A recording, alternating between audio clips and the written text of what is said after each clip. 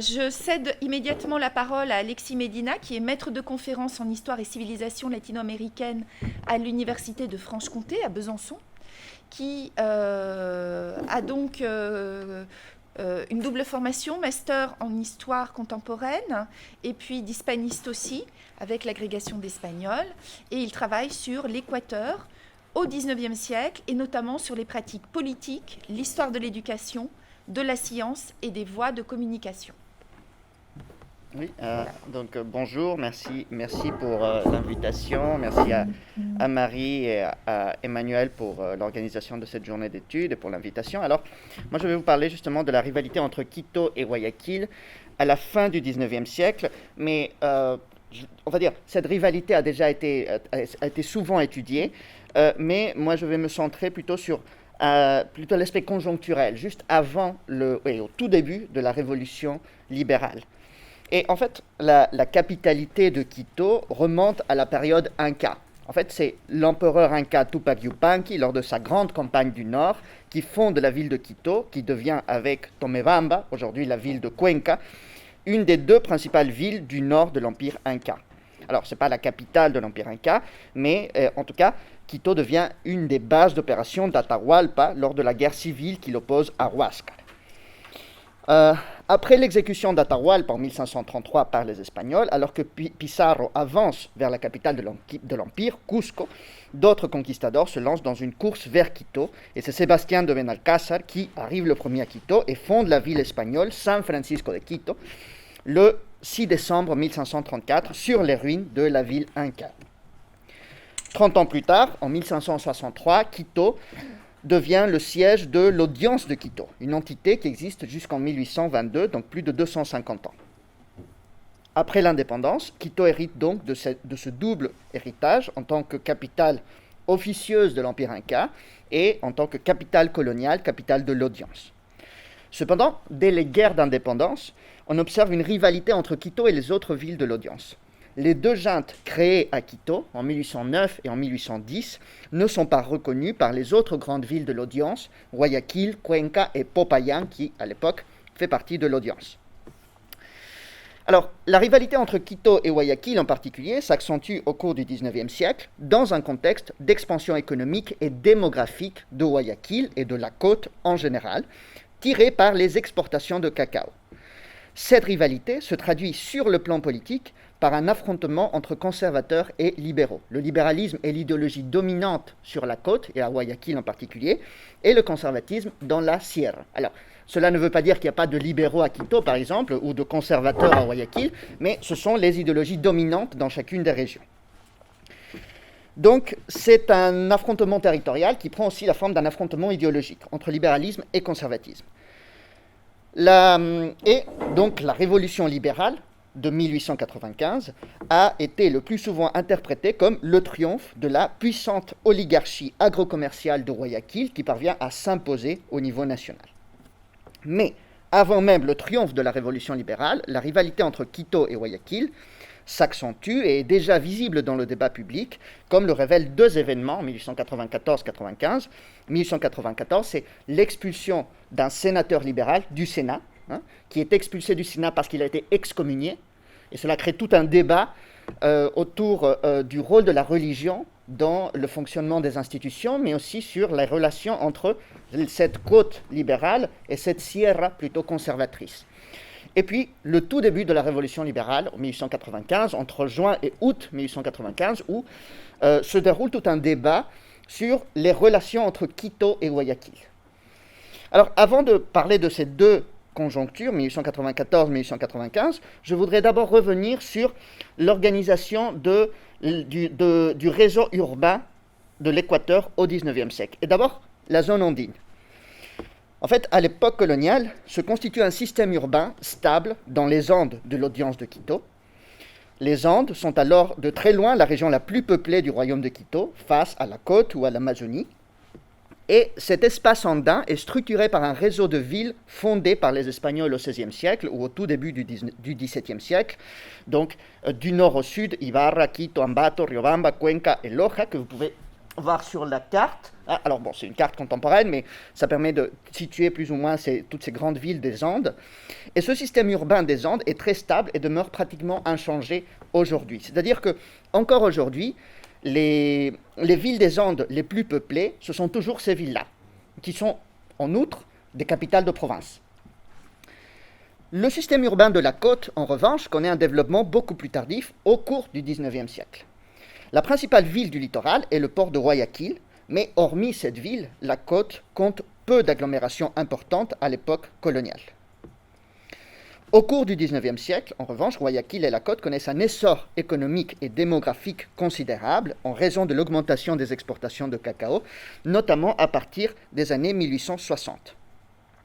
Donc, la ville de Guayaquil connaît une croissance démographique rapide et à la fin du XIXe siècle dépasse même Quito pour devenir la ville la plus peuplée de l'Équateur. Alors certes, les Andes demeurent de très loin la région la plus peuplée, beaucoup plus peuplée que la côte, mais Guayaquil dépasse Quito comme la ville la plus peuplée du pays avec, on va dire, environ 60 000 habitants dans les années 1890.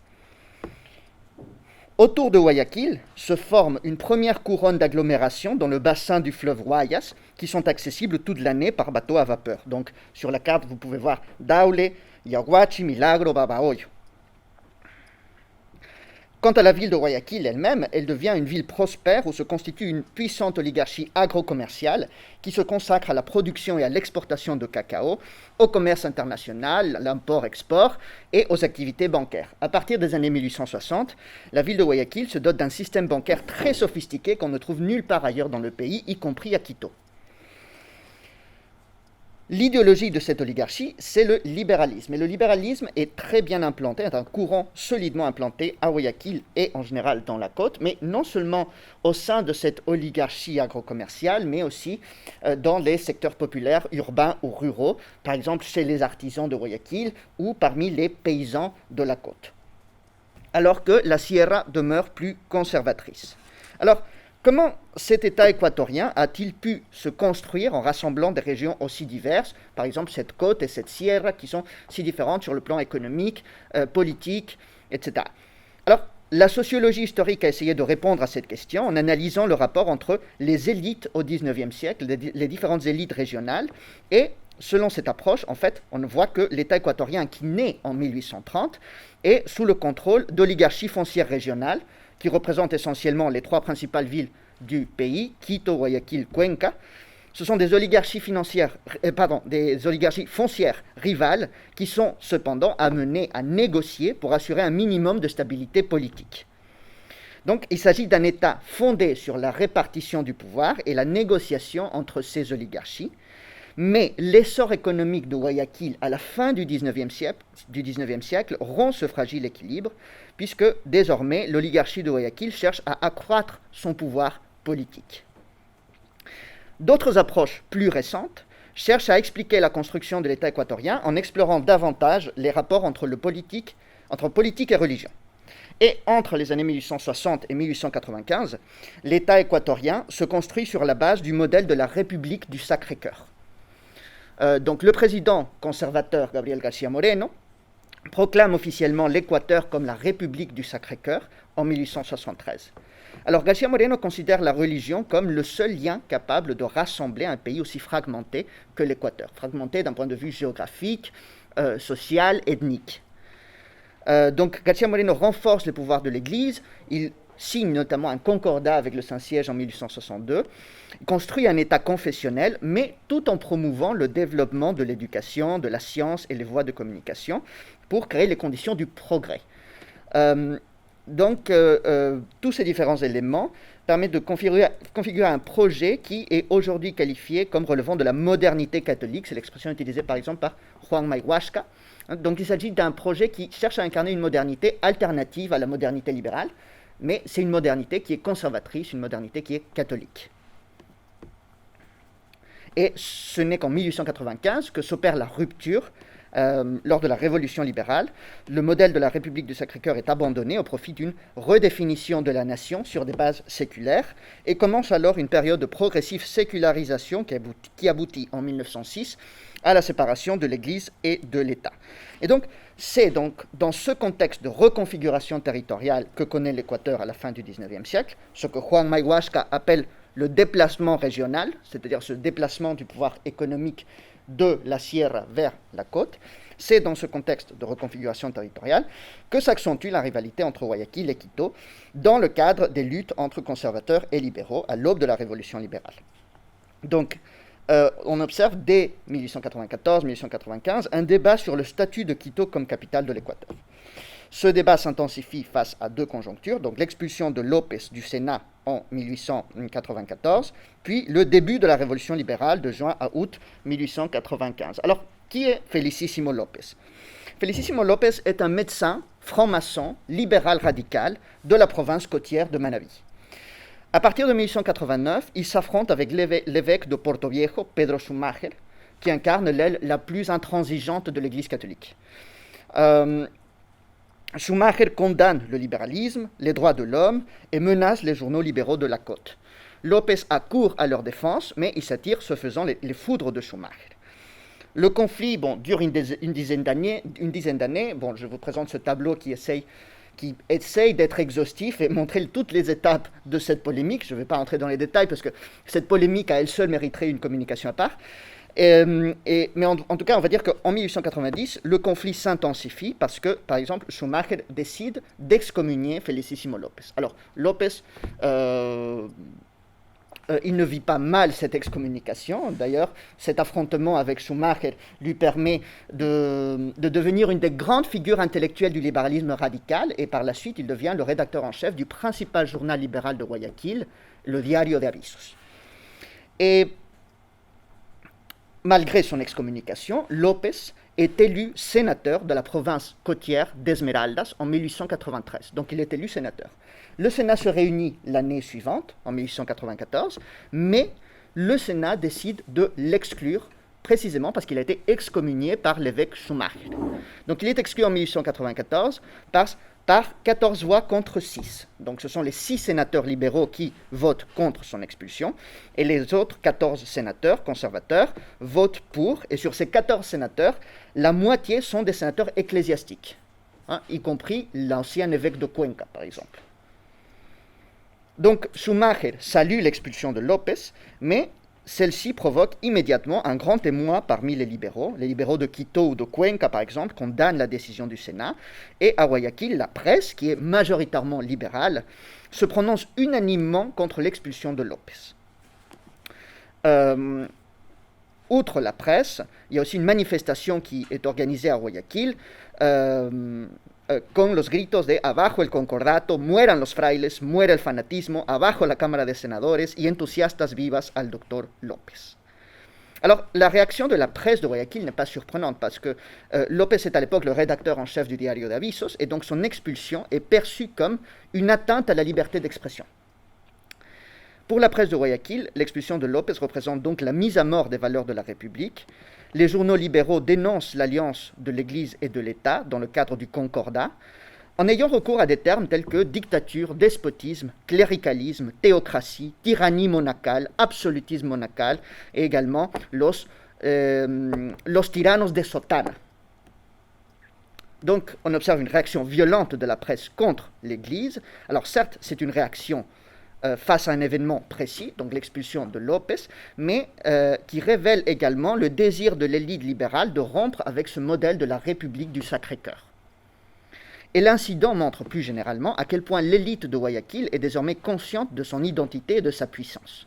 Les journaux de Guayaquil insistent sur l'exceptionnalité politique de la ville face à une sierra considérée comme arriérée. Le Diario de Avisos accuse d'archaïsme les idées dominantes dans la sierra qui entravent le progrès de la côte. Donc, las ideas estacionarias de la Edad Media que predominan en la sierra son un anacronismo.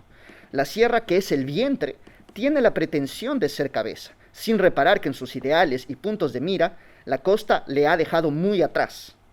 Donc, la légitimité que Quito tire de son statut d'ancienne capitale coloniale n'est plus pertinente. Il n'y a pas de référence au passé colonial, mais au Moyen-Âge. Une référence au Moyen-Âge pour disqualifier la prétention de Quito d'être à la tête du pays.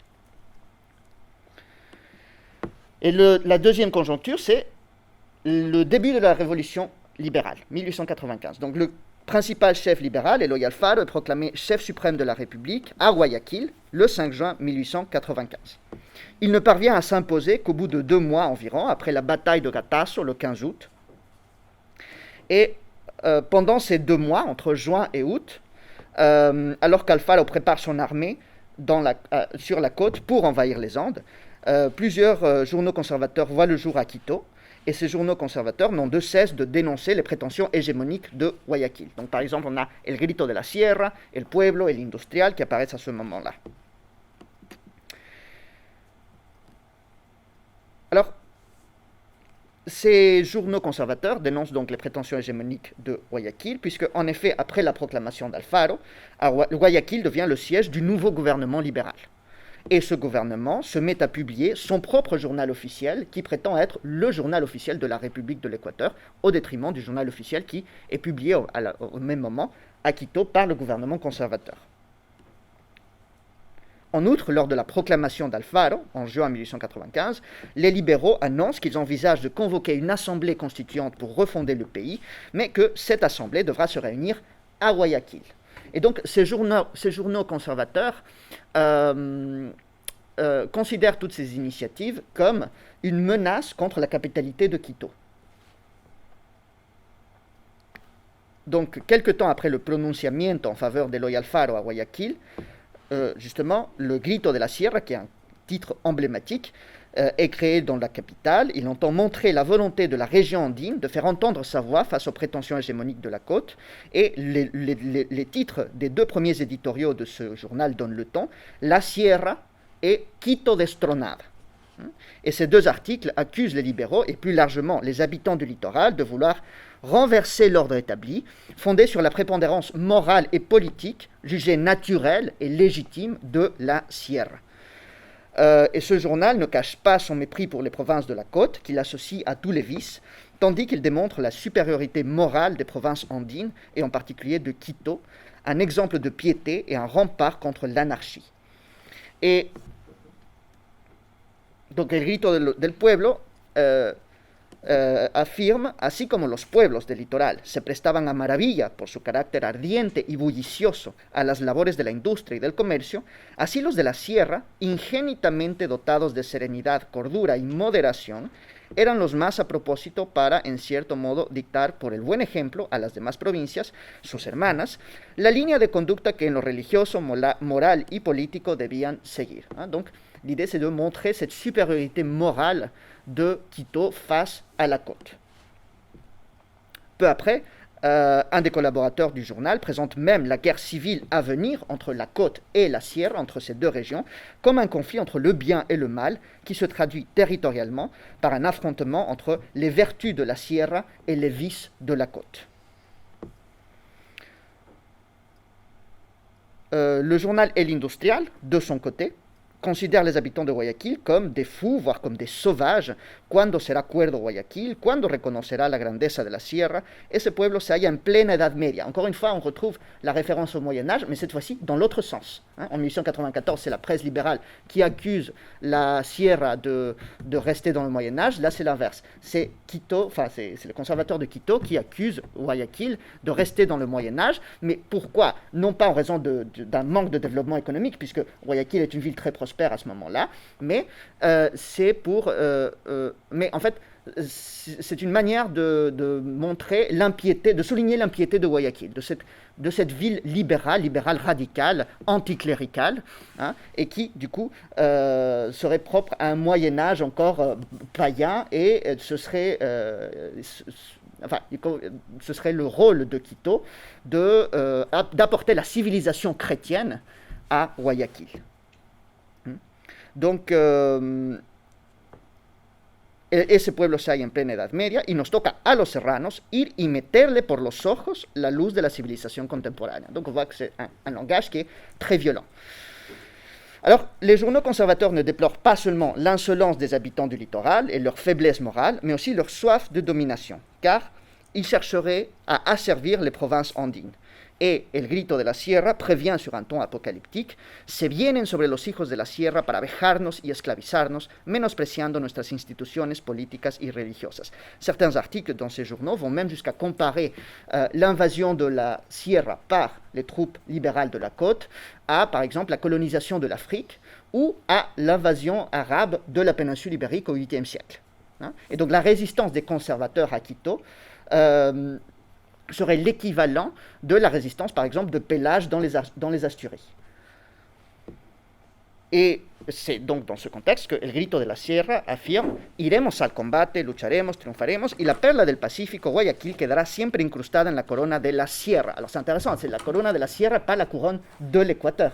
Donc cela montre que, en fait, pour ces journaux conservateurs, il s'agit l'objectif, ce n'est pas tellement garantir l'unité nationale, mais surtout affirmer la prépondérance de Quito face à la côte, et de la Sierra en général face à la côte. Voilà, et donc, en somme, on voit dans tous ces articles un discours hostile à la côte qui repose sur une essentialisation des traits de caractère de ses habitants. Voilà, son bulliciosos, etc., no bulliciosos, más abiertos, paganos, etc. Donc, une essentialisation des traits de caractère de ses habitants. Et surtout, ces articles traduisent le refus de l'élite traditionnelle foncière de Quito de reconnaître ce que Maïhuașca appelle ce déplacement régional, donc ce déplacement du centre de gravité économique et désormais politique aussi de la Sierra vers la côte. Alors, que se passe-t-il, pour conclure, que se passe-t-il après le triomphe d'Alfaro? En réalité, Alfaro n'envisage pas de changer la capitale. Après la bataille de Ratazo, il s'installe à Quito.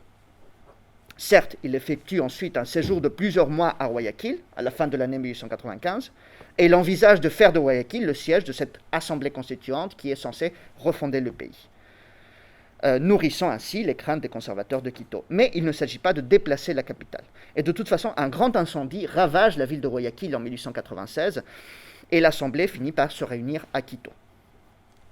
Donc, en fait, la capitale ne change pas. En tout cas, le triomphe de la révolution libérale marque la prise du pouvoir politique par l'oligarchie de Guayaquil qui, à travers les gouvernements libéraux, garde le contrôle du pays jusque dans les années 1920. Et donc, pendant la révolution libérale, il n'y a pas de déplacement de la capitale, mais ce processus de déplacement régional décrit par Maïhuașca qui se poursuit, qui commence au XIXe siècle et qui se poursuit pendant la révolution libérale au début du XXe siècle. Voilà, merci.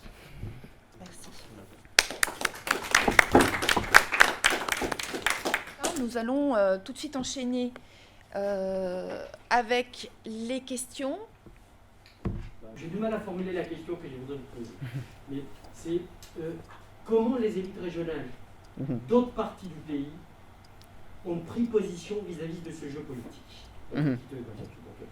Parce que si vous me permettez, j'établis la comparaison avec la Colombie. Certainement que Diana va nous parler plus tard de la position géostratégie, de la position économique de Bogota par rapport à Medellín. Mais Bogota, au début du XXe siècle, n'est pas forcément une ville plus puissante que Medellín. La seule différence, c'est la capacité à contrôler les alliances politiques sur le territoire national. Et c'est finalement ça qui va permettre grâce aux priorités politiques, de vaincre Medellín sur le terrain politique, pas sur le terrain économique. Et je me demande si, en vous écoutant, on ne pourrait pas penser que c'est justement ces priorités du politique qui permet à Guayaquil à Quito, de redevenir le centre politique du pays. Mais il y a aussi un problème plus dans la langue du rang. Pour revenir à la question des capitales impériales et au fonctionnement des empires. J'ai l'impression que Guayaquil a été toujours une ville ou un port capable de contester les hégémonies politiques dans tout l'océan Pacifique sud-américain. Si on pense à la période grand-colombienne, Guayaquil a été toujours un problème, puisque Guayaquil était en capacité de concurrencer avec Carthagène. Guayaquil avait une incidence directe sur les niveaux des prix à Lima. Guayaquil était une menace pour Santiago de Chile. Donc je me demande si cette capacité à profiter des conjonctures économiques tout au long d'une histoire séculaire qui commence même pas avec la République, mais même avant, cette capacité à profiter des crises économiques, des montées des prix, des conjonctures économiques, n'est pas en partie l'explication du fait que Guayaquil réussit à contester une organisation politique essentiellement intime. Voilà. Oui, donc la première question porte sur cette primauté du politique qui permet à Quito de demeurer la capitale malgré ce développement économique de Guayaquil. Alors oui, effectivement, c'est-à-dire que en fait, même si on voit que le discours libéral parfois peut être très violent contre le conservatisme, le cléricalisme de la Sierra, etc., en fait, on fait rarement allusion à l'idée de changer la capitale. Il y a des critiques contre Quito. Quito, cette ville qui est considérée comme arriérée, comme monacale, etc. Mais on va très rarement lire, voilà, il faut changer de capitale, il faut transférer la capitale à Guayaquil. Et en fait, ce que fait cette oligarchie, cette élite de Guayaquil en 1895, c'est prendre le pouvoir politique. Donc, elle accède à ce pouvoir politique auquel elle aspirait depuis le milieu du 19e siècle, et elle se maintient au pouvoir tout au long de la période libérale jusque dans les années 1920, et sans avoir à changer de capitale. Donc voilà, elle parvient à s'imposer au niveau national. Et du reste, oui, donc effectivement, tout cet héritage politique de Quito comme capitale, effectivement, cela joue en faveur de Quito pour que la ville demeure la capitale, mais il y a aussi l'aspect économique, c'est-à-dire que Guayaquil, oui, devient une ville très prospère, elle dépasse sur le plan démographique Quito, mais cela ne veut pas dire que Quito est une ville qui est, on va dire, dans une période de estancamiento. Oui, voilà. Et en fait, ça reste la deuxième ville du pays. Guayaquil est légèrement plus grande. Certes, elle a un réseau bancaire beaucoup plus développé, par exemple, mais Quito reste une ville importante. Et surtout, les libéraux vont construire le chemin de fer qui permet de relier Guayaquil à Quito. Et la construction de ce chemin de fer va permettre d'unifier davantage l'espace national, et notamment ces deux villes. Et provoquer un développement en particulier agricole, une modernisation de l'agriculture dans toute la Sierra de Riobamba jusqu'à Quito. Voilà. Après, du reste, pour ce qui est de Guayaquil, effectivement, Guayaquil est une ville qui a toujours su, enfin les élites de Guayaquil ont toujours su jouer sur cet aspect économique et cet avantage économique et la position stratégique de Guayaquil pour préserver l'autonomie de la ville. Face au pouvoir central, que ce soit celui de la vice-royauté du Pérou, l'audience de Quito, et puis par la suite, effectivement, la Grande Colombie, et puis l'Équateur, face à Quito. Effectivement, et ça n'est pas nouveau. On le voit en particulier à la fin du 19e siècle, dans le contexte de la Révolution libérale, mais on le voit effectivement aussi à l'époque coloniale, et par exemple, comment Guayaquil change de position au moment des indépendances. C'est-à-dire qu'en 1809, 1810, Guayaquil ne reconnaît pas les juntes qui se créent à Quito. Il va rester du côté loyaliste, mais en 1820, c'est la seule province de l'audience de Quito qui décide de devenir indépendante, de proclamer son indépendance en 1820, après la révolution du trienio libéral en Espagne. Et les célébrations sont en cours actuellement. Oui, justement, c'est le bicentenaire de l'indépendance de Guayaquil. Donc Arnaud, tu as la parole, et à moi. Oui. Alors merci Alexis pour cette présentation très très claire et très très intéressante. C'est une approche politique des rivalités entre villes. Je voudrais savoir ce qu'il en est des enjeux urbanistiques de cette rivalité. Comment ça se traduit en termes d'aménagement? Est-ce qu'il y a une émulation entre les deux villes? J'imagine que oui. Et ensuite, je voudrais que tu donnes ton point de vue, ou en tout cas tu fasses une analyse beaucoup plus contemporaine, notamment de la gestion du Covid entre ces deux villes, puisque on a su, on a tous vu ces fosses communes à Guayaquil, etc. Donc j'imagine que dans les discours, ça a dû transparaître. Ceux de la côte, ils ne savent pas gérer. Je ne sais pas, est-ce que tu as à en dire? Oui. Merci. Oui. Alors, oui, la première question, c'était sur, C'est sur le plan la urbanistique. traduction Oui. urbanistique Oui, de cette c'est ça. rivalité. Oui, alors effectivement, en fait, les deux villes connaissent une période de profond renouvellement urbanistique à la fin du 19e siècle. Hein. Alors, Guayaquil, effectivement, sous l'impulsion de toute cette prospérité qui est due aux exportations de cacao. Et donc, par exemple, Guayaquil va essayer de développer un réseau d'eau potable en 1892, qui est inauguré en 1892, même s'il ne couvre qu'une petite partie de la ville. Et il va se doter aussi de tramways, par exemple. Il y a une compagnie de tramways qui voit le jour dans les années 1880. De nouveaux bâtiments, hein. D'abord les demeures de cette oligarchie du cacao, qu'on appelle los Gran Cacao. L'embellissement de la ville. L'embellissement de la ville, la construction de la nouvelle gouvernation, qui est en fait une institution clé, parce que même si la gouvernation, enfin le gouverneur de Guayaquil est nommé par le pouvoir exécutif, en fait la gouvernation, c'est une institution clé parce qu'elle contrôle en particulier les douanes de Guayaquil, qui sont la principale source de revenus pour l'État à l'époque. Hein. Donc il y a une modernisation du port de Guayaquil aussi, de nouveaux bâtiments publics, donc par exemple la nouvelle douane, le nouveau siège de la gouvernation, etc. Mais à Quito, on observe parallèlement, dans les années 1880-90, également un mouvement de renouveau urbanistique. Et par exemple, la création d'un nouveau parc, à l'époque, c'est à l'extrême nord de la ville, le parc de la Alameda. Hein. Et puis toute une politique de renouvellement urbain dirigée en particulier par le président du conseil municipal de Quito de la fin des années 1880 qui est Andrade Marín, hein, et qui a laissé son nom justement à plusieurs endroits, on va dire dans plusieurs bâtiments ou rues ou places de Quito. D'accord. Hein. Juste une précision sur l'Alameda, Oui. c'est une création ex nihilo à Quito? C'est un aménagement. Je crois qu'il y avait déjà Oui, des huertas. Oui, c'était des C'est champs en ça, fait. Maintenant, c'est au cœur de la ville. Oui, maintenant c'est quoi Ça s'appelait à l'époque, pas c'était- Alameda. Non, ça s'appelait pas Ok. comme ça avant, je Parce pense que pas. l'Alameda, Mhm. j'imagine que tu sais, il y en a une à Mexico, Mhm. bien sûr, à l'époque coloniale, à 17e. Mhm. Mais surtout, le modèle est sévillan. Mhm. C'est de l'Alameda des Je crois qu'il y en a au Chili aussi. À Mhm. Séville, il y en a partout. En fait. Oui, non, C'est- là, c'est assez étrange quand même que oui. à cette période de modernisation fin 19e siècle, on utilise encore des toponymes. Oui, qui oui. étaient de l'époque coloniale. Oui, bien C'est sûr. pas si surprenant, mais. Mais oui.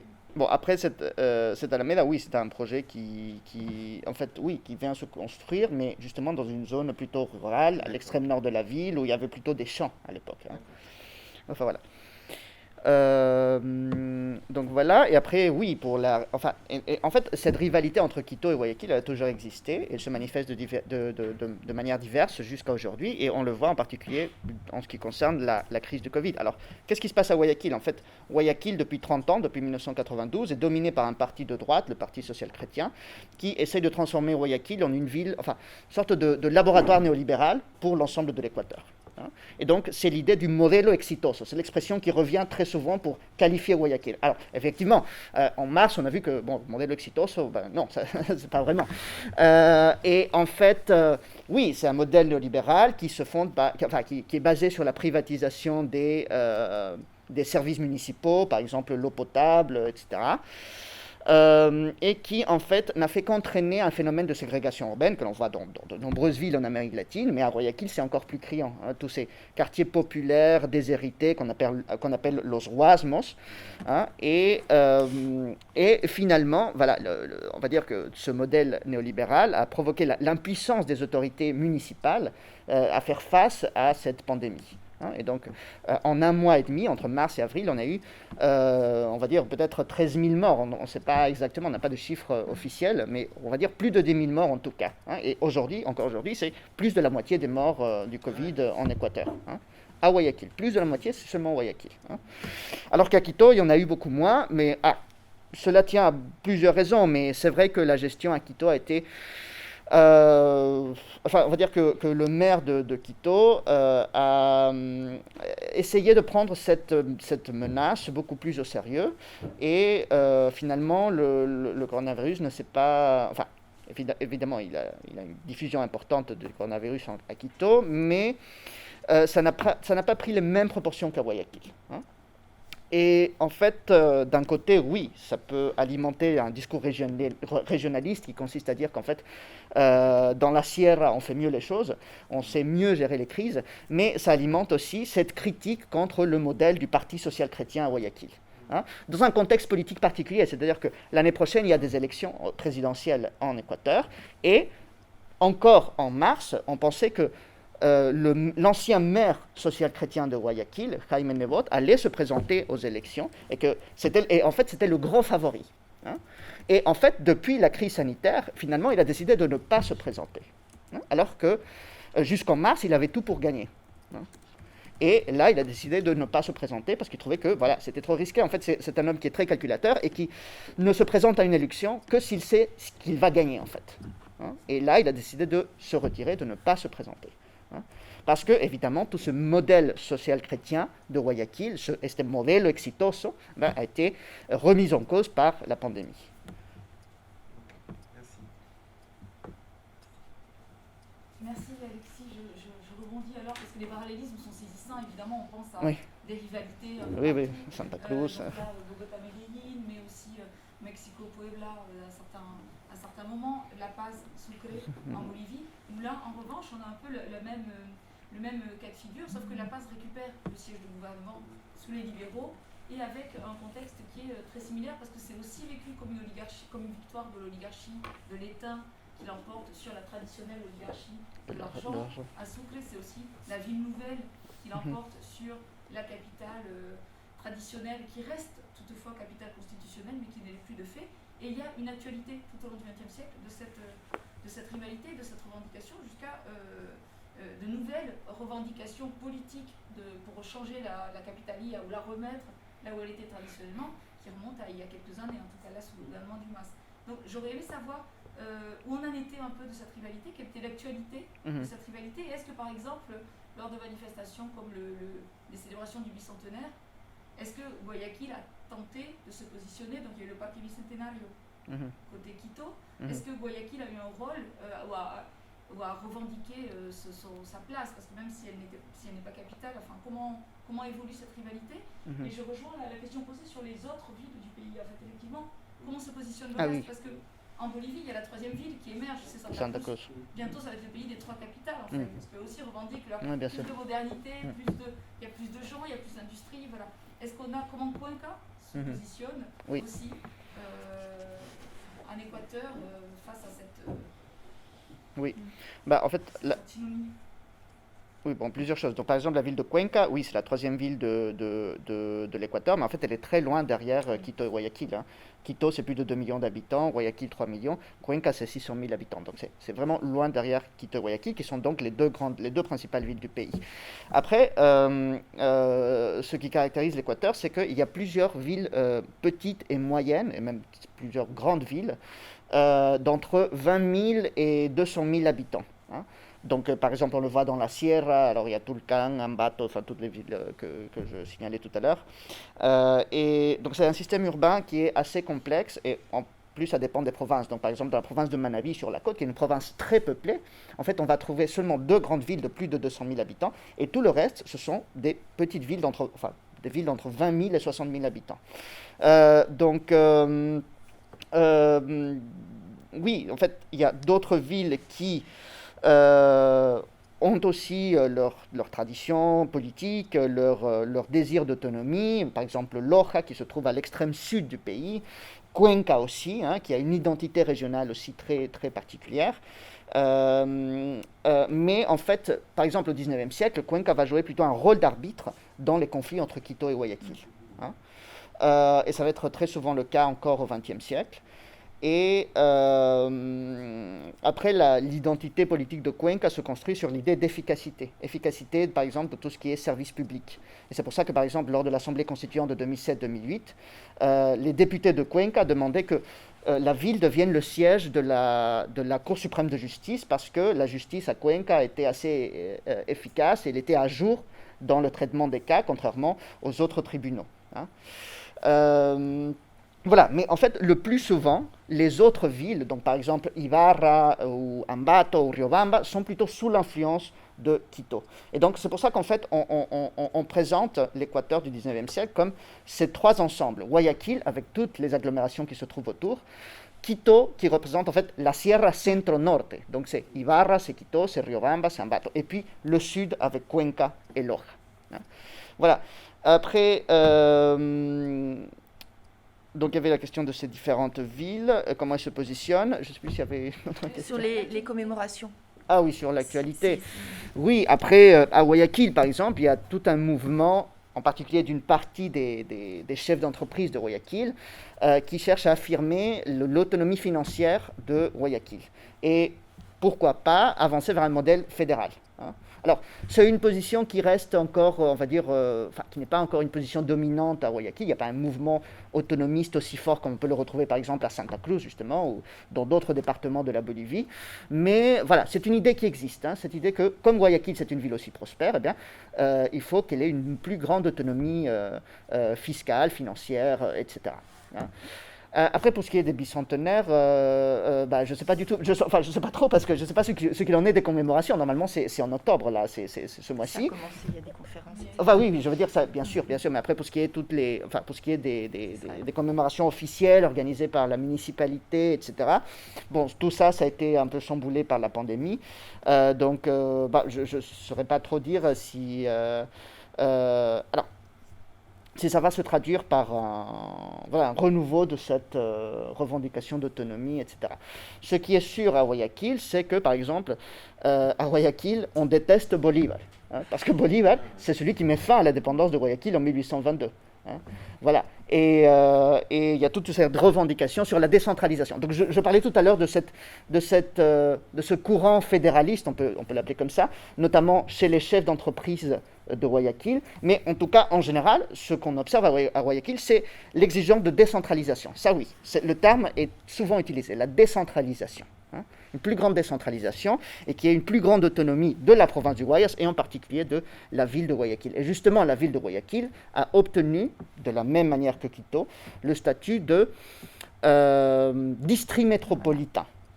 Et en fait, ce statut de district métropolitain, c'est très important pour ces deux villes parce qu'en fait, ça leur donne les mêmes attributions que les provinces. En fait, ce sont des municipalités, mais qui peuvent agir comme des provinces. Et donc, ça donne un pouvoir plus grand aux deux villes.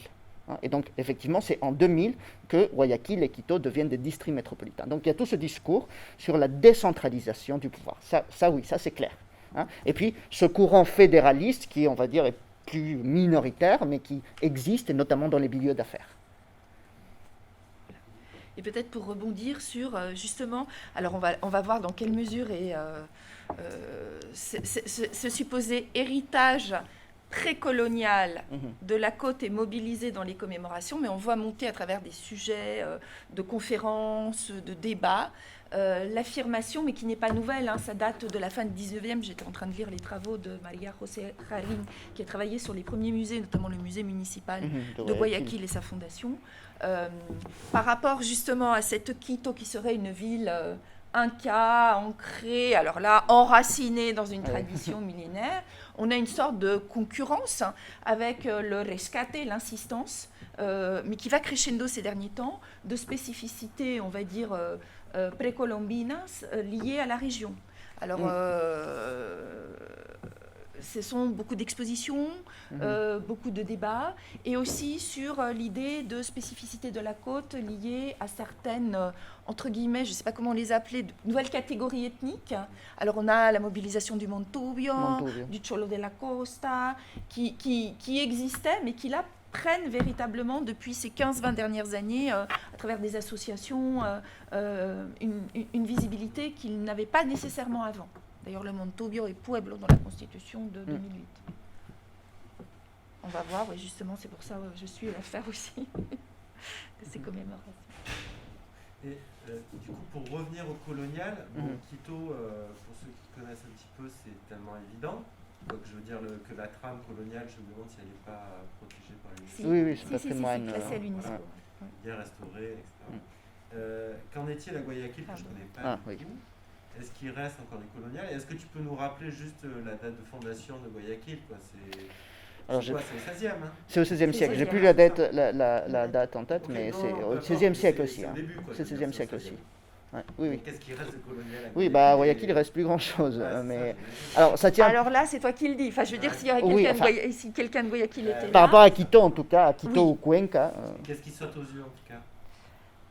de la période coloniale à Guayaquil. Eh ben, alors, il y a eu, est-ce que je peux dire le mot de façon abrupte, une sorte de, enfin, c'est comme ça que je le vois, tu me Ouais. corriges, Disneylandisation de ce qui reste d'un patrimoine colonial, avec le Sejo qui a été refait. Alors, c'est un tout Bah, petit le Cerro de espace. Santa Ana. Le Cerro de Oui, Santa Ana. oui, Alors, mais on est vraiment dans un... Bon, la ville a été attaquée par Oui, des corsaires par et des des pirates, pirates. brûlée à plusieurs reprises. Voilà. Ce qui restait d'un patrimoine, on va dire, beaucoup plus récent, qui lui-même du 18e a brûlé en 1896. Alors là, ça a été un fort Oui, traumatisme. oui, effectivement. Si on peut parler d'un imaginaire collectif guayaquilien, effectivement, là, ça a beaucoup marqué. Mais donc, il y a cet effort, mais qui fait partie de ce projet d'affirmation locale, une revalorisation de l'histoire coloniale à travers la Perla del Pacifico qui se matérialise dans des travaux qui sont des travaux de transformation complète du Malecón. Et la réhabilitation, parce que c'est comme ça, ou la revitalisation, j'emploie les termes, du Cerro de Santa Ana. Et moi, je parle même d'une Disneylandisation parce que tout est peint de couleurs très vives. Voilà, c'est Il y a ça. presque la volonté de satisfaire des attentes, qu'elles soient nationales, locales ou internationales, de l'image qu'on peut avoir d'une ville portuaire coloniale. Voilà, on peut s'imaginer Oui. la Perla del Pacifico, donc elle est très colorée, et c'est en fait quelques rues seulement. Oui, voilà. Après, justement, c'est tous ces travaux dans cette zone ancienne du 19e siècle ou voire coloniale, en fait, ça a été fait justement par les maires socio-chrétiens. Exact. Mais en fait, voilà, il y a une concentration des moyens et des travaux de rénovation dans ces quartiers voilà, stratégiques, le Malecón, le Cerro de Santa Ana, pour donner voilà, l'image d'une ville développée, pleine de couleurs aussi, etc. Voilà. Et La depuis... Perla del Pacifico, La Perla del c'est quoi? Pacifico. C'est le quartier? Non, c'est Guayaquil. C'est le C'est le nom. titre, Quand c'est le vous nom dites la- de Guayaquil. C'est la Et Perla c'est- del Pacifique. Et c'est devenu une sorte de, alors j'aime pas le terme, mais c'est ça l'idée quand même, du point de vue en tout cas de ce groupe politique au pouvoir à Guayaquil, de branding. Il y a une Oui, c'est ça. marque, Guayaquil, et Voilà. c'est Perla del Pacifico. Guayaquil, la Perla del Pacifico, el modelo exitoso. Voilà. Et donc, dans la revitalisation de ses origines, on a la mise en valeur de certaines civilisations précolombiennes. On a la visibilisation aussi de tout un patrimoine. Je pense à ces musées ou ces écomusées qui se créent Oui, oui. dans la région, mais qui ont une double fonction, c'est-à-dire d'affirmer une identité locale, et une identité locale qui n'est pas celle de la siège. Alors, ça ne veut pas dire qu'il y a une rivalité ou une Non, pas compétition nécessairement. agressive. Mais il s'agit de jouer une carte qui est aussi une carte touristique. Mhm. Oui. Ce serait un peu l'équivalent de la cultura metro à Medellín. Ouais, enfin. Oui, Il faudrait voir. Oui, oui. oui, oui. Mais après, Quoi, un c'est- slogan avec voilà, une forme de distinction Ah oui, plus il a... sur le modèle d'urbanité, de civilité par rapport oui. Oui, alors ça, oui, oui. Oui, et c'est pas un hasard si la construction on a refait de façon splendide au sud du Malecón, ça s'arrête au Mercado Suj, qui disque aurait été fait par Eiffel. Parce que je crois que Oui. n'est pas vrai. Ouais, Et enfin, on bon. est dans cet imaginaire-là, Oui, et voilà. du coup, du Cerro de Santa Ana de l'époque coloniale, on avance vers un 19e qui inscrit de toute façon la ville comme dans une identité qui est celle d'une ouverture sur le monde. Oui, c'est ça. Bon, mais après, ce qui reste à Guayaquil, plus que sur des bâtiments de la période coloniale, à mon avis, c'est plutôt des bâtiments du 19e siècle, Oui. voire début du 20e surtout. Hein. La Parce ville, qu'effectivement, en 1896, cet incendie vraiment fait des ravages et détruit une bonne partie de la ville. C'est vraiment une catastrophe. Hein. Et donc, après 1896, il ne reste plus grand-chose de la Guayaquil d'avant, en fait. Hein.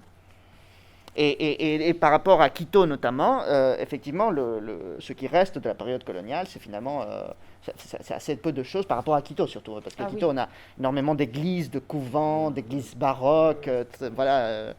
Le palais présidentiel qui a été renouvelé au début du 19e siècle, le Palacio de Carondelet, etc. Moi, j'avais une curiosité stylistique, puisque tu as tout à l'heure affiché des citations qui me Oui. semblent très intéressantes. Ce qui m'intrigue, c'est la citation d'un journal de Guayaquil qui disait « La sierra, que es el vientre, tiene la pretensión de ser cabeza ». Et je me demandais comment tu interpréterais, toi, l'idée que la sierra serait el vientre d'Équateur. Oui, ben, en fait, parce que une des idées dominantes dans la côte au 19e siècle, c'est que la sierra est une zone arriérée parce qu'elle est en fait très isolée, très enclavée. Hein. Et justement, tous les gouvernements du 19e siècle cherchent à rompre cet isolement de la sierra en construisant des voies de communication. Et surtout, à la fin du 19e siècle, le grand projet, c'est le chemin de fer. Hein. Donc voilà, c'est cette idée que désormais, le grand pôle économique, c'est Guayaquil et tout le bassin du fleuve Guayas. Hein.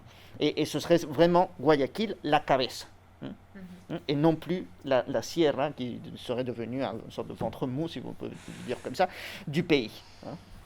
Voilà. D'accord, oui, parce que moi je voyais ça en tant que femme, tout de suite je me disais... La mais alors, matrice. est-ce Ah que oui. c'est Quito qui aurait La accouché matrice. de l'Équateur, c'est pas ce que le Guayaquil aurait intérêt à dire. Non, je pense Pourquoi pas. tu le voyais Je pense pas que ce soit vraiment dans ce sens-là. C'est tout Hein. sauf la tête, c'était un peu ça. Oui, je pense, oui, c'est plutôt ça. Si je peux me permettre, alors, en fait, c'est le plus bas.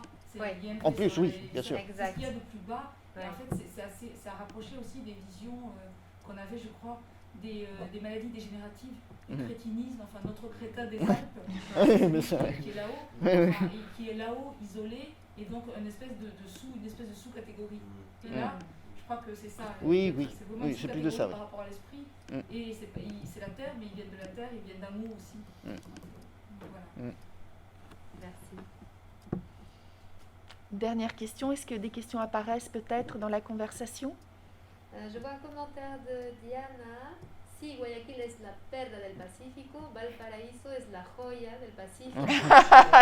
J'avais Conférence pensé des à marques.